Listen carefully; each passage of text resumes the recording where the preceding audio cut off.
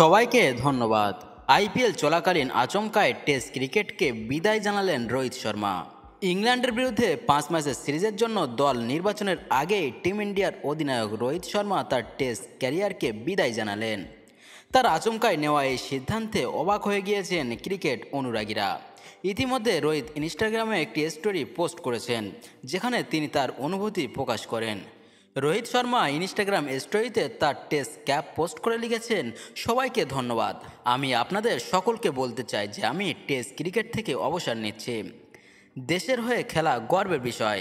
বছরের পর বছর ধরে আমাকে সমর্থন করার জন্য আপনাদের সকলকে ধন্যবাদ। আমি আমার দেশের হয়ে ওডিআই খেলা চালিয়ে যাব। টিম ইন্ডিয়ার অন্যতম সফল অধিনায়ক রোহিত শর্মার সাম্প্রতিক ফর্ম একটি উদ্বেগের বিষয় ছিল। এই কারণেই তার সম্পর্কে বলা হচ্ছিল যে ইংল্যান্ডের বিরুদ্ধে সিরিজের জন্য তাকে নির্বাচিত নাও করা হতে পারে। এমনকি তাকে অধিনায়কত্ব থেকে সরিয়ে দেওয়া হতে পারে বলেও জল্পনা শুরু হয়েছিল। এদিকে রোহিত শর্মার শেষ সিরিজ হলো অস্ট্রেলিয়ায় বর্ডার গাভাস্কার ট্রফি, যেখানে তিনি খারাপ ফর্মের মুখোমুখি হয়েছিলেন। এমত অবস্থায় তার ফর্ম নিয়ে সমালোচনা শুরু হলে তিনি ওই টেস্ট সিরিজের শেষ ম্যাচে খেলা থেকে বিরত থাকেন।